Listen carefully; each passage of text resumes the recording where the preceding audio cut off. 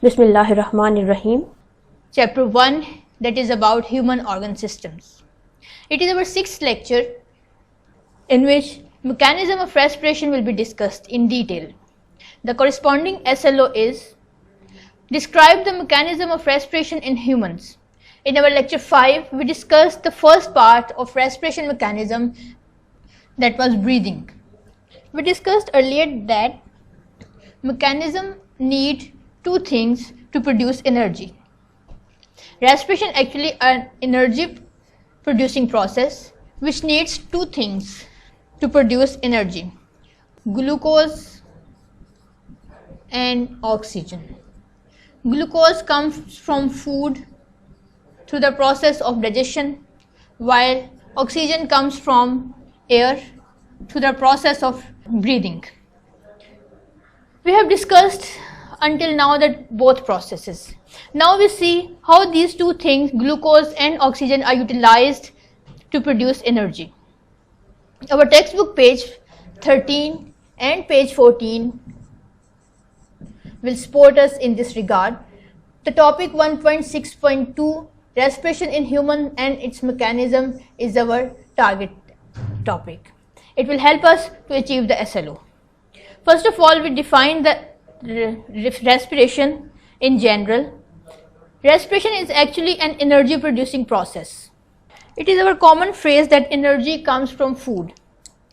We eat food so that we may have enough energy to do our work. Is it true or not? It's true to some extent. The food we contain some nutrients. These nutrients are the major of them are carbohydrates,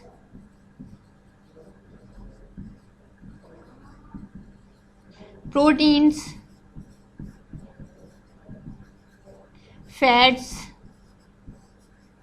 and minerals, vitamins, etc.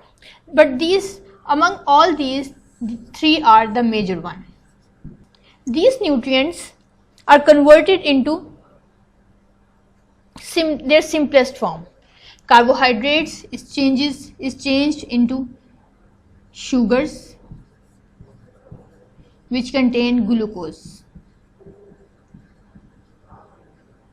or may not contain glucose. Proteins are changed into amino acids. Fats are changed into fatty acids.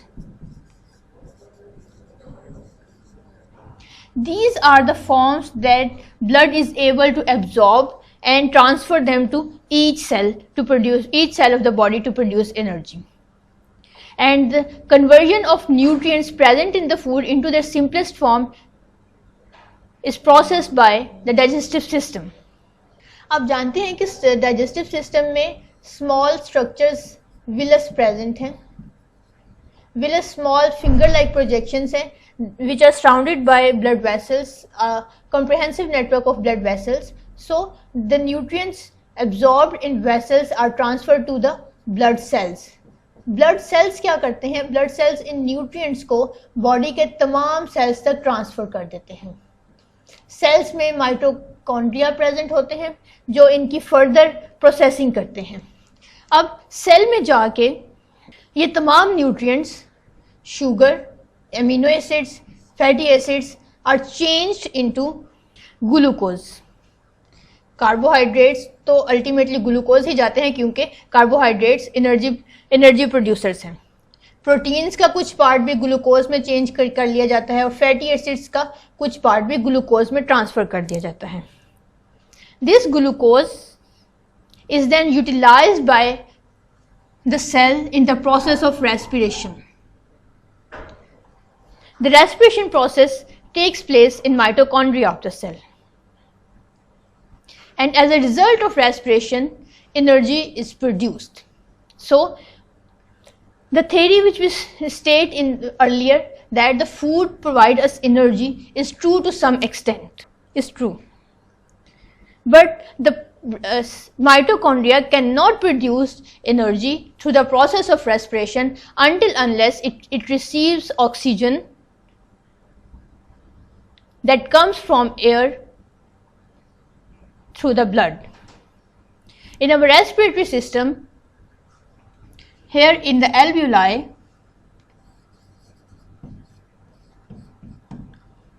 the inhaled air that contains oxygen is transferred to blood. From the blood picks up this oxygen. Blood picks up this oxygen through with its red blood cells and transfer the oxygen to each cell.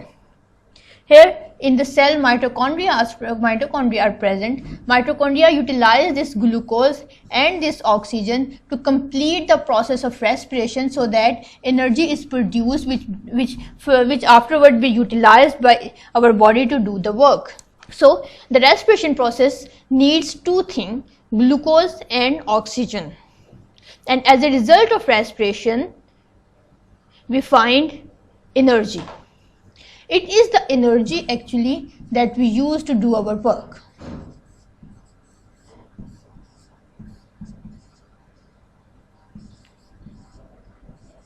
ये work internally भी हो सकता है और ये work externally भी हो सकता है. इंटरनली हमारे डाइजेशन में काम आता है, रेस्पिरेशन के में काम आता है, और ब्लड के सेल्स के डिफरेंट प्रोसेसेस में काम आता है. डिफरेंट रिएक्शन सेल में हो रहे होते हैं, कुछ रिएक्शंस को एनर्जी चाहिए रिक्वायर्ड होती है, तो ये प्रोड्यूस एनर्जी इंटरनल बॉडी के इंटरनल पार्ट्स भी यूज़ करते हैं, और हम अपने एक्सटर्नल वर्क यानी मूवमेंट के लिए, अंडरस्टैंडिंग के लिए, थिंकिंग के लिए भी एनर्जी यूज़ करते हैं. एटीपी के साथ साथ हमारे पास कार्बन डाइऑक्साइड और वाटर भी प्रोड्यूस होते हैं. ये कार्बन डाइऑक्साइड एक्सिलेशन प्रोसेस के थ्रू बॉडी से एक्सपेल कर दी जाती है.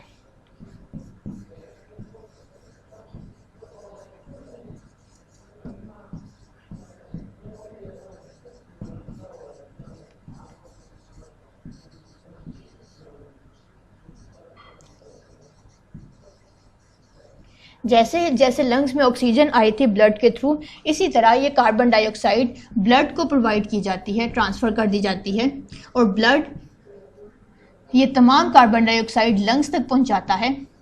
लंग्स इस कार्बन डाइऑक्साइड को एक्सिलेशन प्रोसेस के थ्रू बॉडी से बाहर निकाल देते हैं, और ये वाटर या तो बॉडी यूटिलाइज कर देती है या इसे यूरिनेशन के प्रोसेस से बॉडी से एक्सपेल कर दिया जाता है.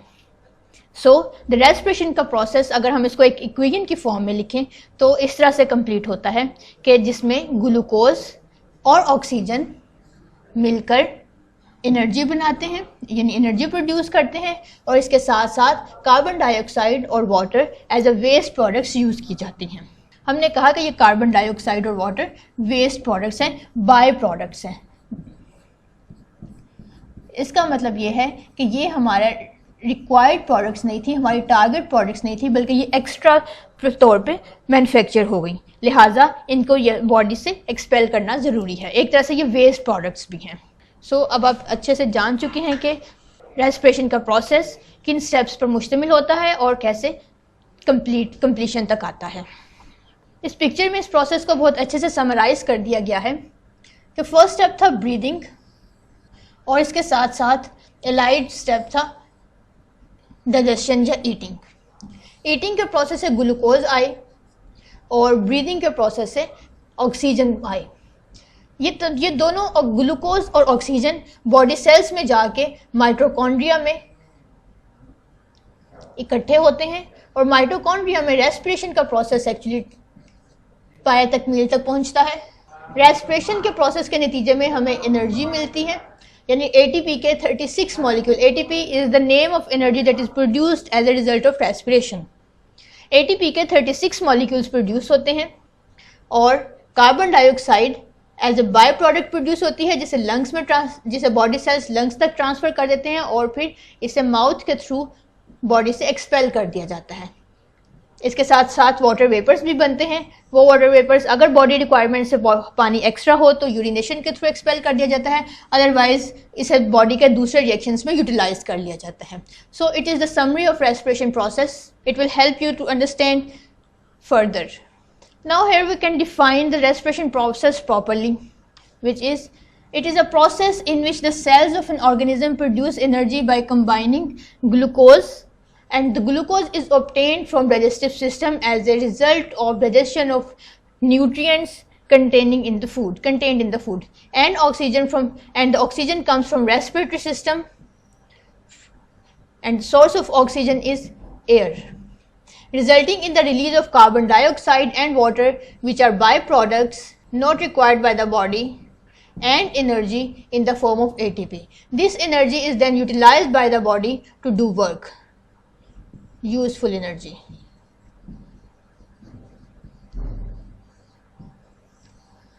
So here you came to know what was the purpose of digestion, digestive system and the respiratory system. The ultimate purpose was to produce energy. Next comes the homework. Just open your review exercise at page 18 of your CSS textbook. Look at the MCQ 7, which is Ali wants to label the energy released from respiration. Respiration के नतीजे में हमने पढ़ा कि energy produce की जाती है. What scientific term will he use for this? Scientifically energy produce in the body को किस से डिनोट किया जाता है? हीट से, लाइट से, एटीपी से या रेडिएशन से. बॉडी में जो एनर्जी प्रोड्यूस होती है उसकी एक स्पेसिफिक फॉर्म है, आपने उस फॉर्म का नाम बताना है. Number 10th MCQ is the site for cellular respiration is. Cellular respiration कहाँ होती है? साइटोप्लाज्म में, गोल्जी एपरेटस में, माइटोकॉन्ड्रिया में या न्यूक्लियस में. आप डायग्राम में भी देख चुके हैं और जानते भी हैं कि सेलुलर रेस्पिरेशन कहाँ पे होती है. सो आप इसका करेक्ट सर्कल फिल करेंगे. अब पार्ट सी देखिए. Answer this questions in detail. आपने डिटेल से आंसर लिखना है और इसका पार्ट सी है explain the mechanism of cellular respiration in humans. हमने सेलुलर रेस्पिरेशन का अभी मैकेनिज्म स्टडी किया कि कैसे ग्लूकोज और ऑक्सीजन की मदद से बॉडी को एनर्जी प्रोवाइड की जाती है. तो आप उसे in your own words describe करेंगे. इसके बाद समर पैक का होमवर्क है. समर पैक में से आप पेज 6 पे एक्टिविटी 1.4 देखेंगे. 1.4 का पार्ट 1 क्वेश्चन 1 हम पहले लास्ट लेक्चर में यूज़ कर चुके हैं. अब इसका पार्ट 2 है जो आप आज सॉल्व करेंगे. What will happen if the human cells do not respire. अगर ह्यूमन सेल्स रेस्पिरेशन का प्रोसेस ना करें तो क्या होगा, हमें किन तरह के कंडीशन से सफ़र करना पड़ेगा. आप उन्हें सिंपली और in simple words briefly describe करेंगे. अब आप अपने समर पैक में से पेज 9 देखें और इसमें यहाँ आपको MCQ मिलेंगे. MCQ का रेलेवेंट MCQ जो आपके आज के टॉपिक से रेलेवेंट है आप उसे सॉल्व करेंगे. और MCQ 10, 11 आपके आज के टॉपिक से रेलेवेंट है. MCQ 10 है as a result of respiration products form are. रेस्पिरेशन के नतीजे में क्या क्या प्रोडक्ट्स बनती हैं? ATP बनती है, शुगर बनती है, ऑक्सीजन या शुगर और ऑक्सीजन दोनों बनती है. जो भी करेक्ट आंसर है आप उसको फाइंड आउट करेंगे और उसकी रीज़न भी बयान करेंगे. Then MCQ 11 is which organelle is involve in cellular respiration. Cellular respiration में सेल का कौन सा ऑर्गेनेल इन्वॉल्व है? क्लोरोप्लास्ट, न्यूक्लियस, वैक्यूल या माइटोकॉन्ड्रिया. आप उसको मार्क आउट करेंगे और उसकी रीज़न भी बताएंगे कि सिर्फ वही कि आपका चूज़ किया हुआ आंसर ही क्यों करेक्ट है, बाकी के ऑप्शंस क्यों करेक्ट नहीं है. इसके बाद समर पैक में आप पेज 12 ओपन कीजिए और क्वेश्चंस को सॉल्व कीजिए. उन क्वेश्चंस को सॉल्व कीजिए जो आपके आज के टॉपिक से रेलेवेंट हैं. नंबर 12th MCQ है summarise the process of respiration in 3 steps. Sketch them also. Sketch them means कि आप उनकी एक फ्लो शीट बनाएंगे एरोज की मदद से. नंबर 13 MCQ है differentiate between breathing process and cellular respiration. Breathing process क्या है? Inhalation and exhalation. और सेलुलर रेस्पिरेशन क्या है? कि प्रोडक्शन ऑफ एनर्जी. सो आप इनका बेसिक डिफरेंस बयान करेंगे.